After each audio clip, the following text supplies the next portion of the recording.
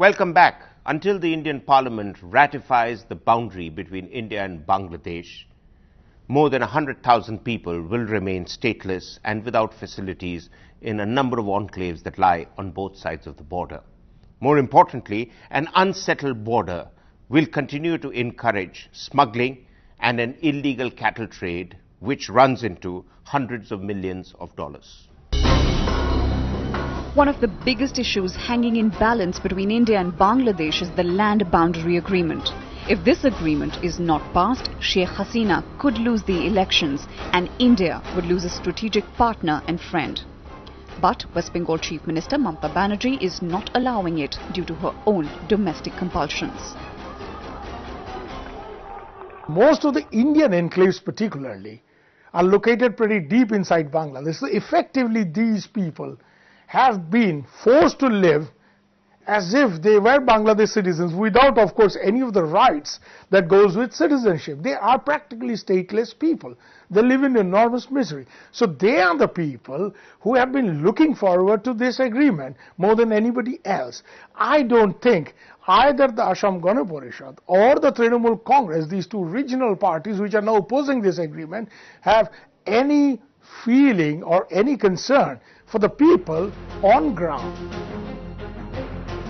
The Trinamool Congress claimed they weren't consulted. But Times Now has accessed a letter written by the West Bengal Chief Secretary to the then Foreign Secretary Ranjan Mathai on the 20th of August in 2011, which clearly states that the state government of Bengal approved the draft protocol of the Indo-Bangladesh Land Boundary Agreement. Exercise is on. We are trying to persuade them that there is no adverse implication for Bengal or indeed for any one of us in the country, that this is a win-win situation. Ironically, even as Bengal continues its delaying tactics, the land boundary agreement, if it comes into effect, would be most beneficial to West Bengal itself. According to reports, in adversely possessed lands along the border, more than 2,300 acres and more than 10,000 people from Berubari and 5,000 people of the Bosmari area will get the benefit of Indian citizenship. Illegal cross-border activities like human trafficking and smuggling of fake Indian currency notes are expected to reduce in this scenario, as it will become easier to control the law and order problem. Also curtailed will be one of the most serious issues in recent times that has led to tensions along the Indo-Bangladesh border. Cattle smuggling, a menace that is making life dangerous for residents of villages along the border. Cattle smuggling as an issue has escalated beyond law and order problem at the Indo-Bangladesh border because of the increase in casualties suffered on either side. More so after the insistence by Bangladesh that BSF should use non-lethal weapons in place of lethal weapons in order to reduce killing at the border. But it's BSF that is suffering the most, as the casualty figures only growing. According to a report in 2010, 32 intruders into Indian territory were killed, while 64 BSF personnel were injured. But after the BSF switched to non-lethal weapons at Bangladesh's request, the number of Bangladeshi intruders killed reduced to 11, but the number of BSF personnel injured rose to 150. What is cattle smuggling in India becomes cattle trade as soon as the smugglers cross over to Bangladesh. The reason? India's domestic politics that don't allow cattle considered holy to be traded, and in all of this, India stands to lose potentially huge revenues. The cattle trade, the smuggling that goes on, it's more than $500 million a year. That's only the, and if you see, and in Bangladesh is one of the leading exporter of leather. Domestic compulsions could have great negative ramifications for Indo-Bangla ties. India is losing time, and so is Bangladesh. A pro-India Sheikh Hasina regime is crucial for India, and if the terror-supporting regime of Khaleda Zia returns to power, it could spell disaster for India's eastern and northeastern states. Bangladesh is clearly an important neighbor, and Dhaka has many expectations from New Delhi. And to look at what Bangladesh's expectations are, we have with us Mr. Farooq Subhan, former Bangladesh's High Commissioner to India and then Foreign Secretary of Bangladesh. Mr. Subhan, Bangladesh and India relationship have been held hostage more recently by two key issues: a settlement of the land boundary dispute and equitable distribution of the Teesta River waters. What do you think is really stalling both these issues? Well, frankly, I think this is a question you need to ask the government of India.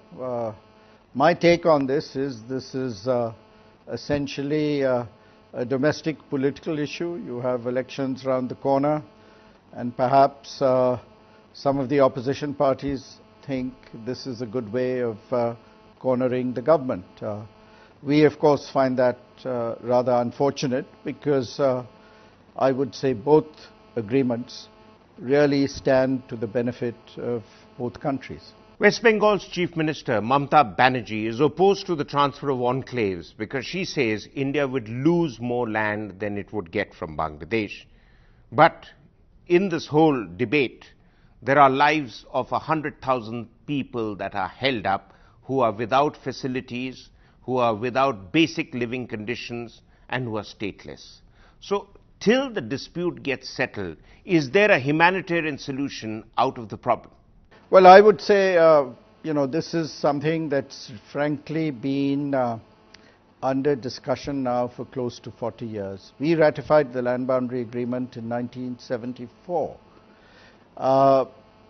And we've agreed on both sides that one of the key issues in terms of border management and, addressing some of the problems related to the border is this exchange of enclaves, is the ratification on your side of the land boundary agreement. So I believe that,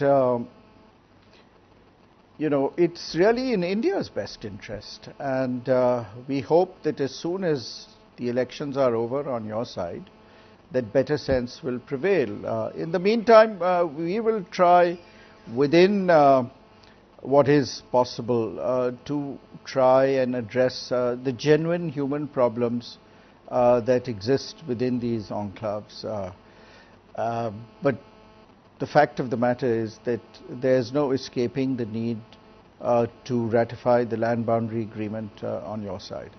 Yet another issue between the two countries is the illegal cattle trade, which runs into, as I understand, over $500 million.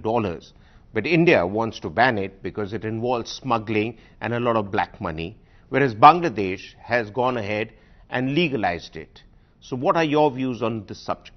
Well, we have to accept ground realities. My figure is that it's closer to $1 billion. So this is obviously very important for traders on your side and for traders on our side.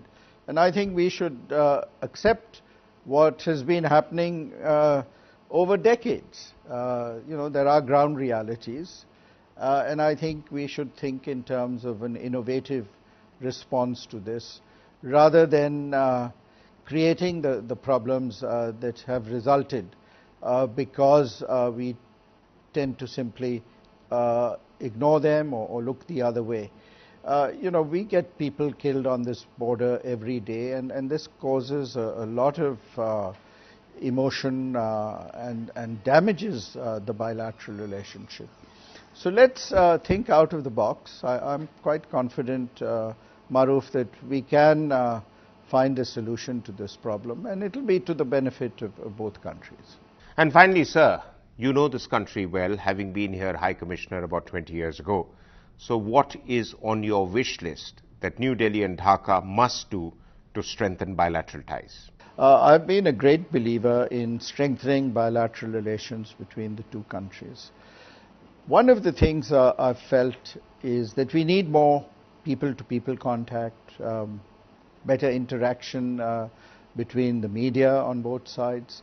And at the political level, I've been an advocate of a monthly meeting between the prime ministers of the two sides.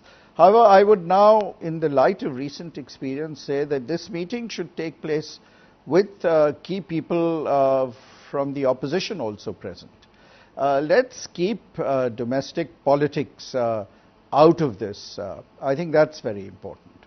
Well, thank you very much, Mr. Sobhan. Clearly, many of your out-of-the-box solutions could be seriously considered. And if there is one lesson for all of us, then domestic politics should not be allowed to hijack bilateral ties. We'll be back next week with another episode of Latitude. Until then, goodbye.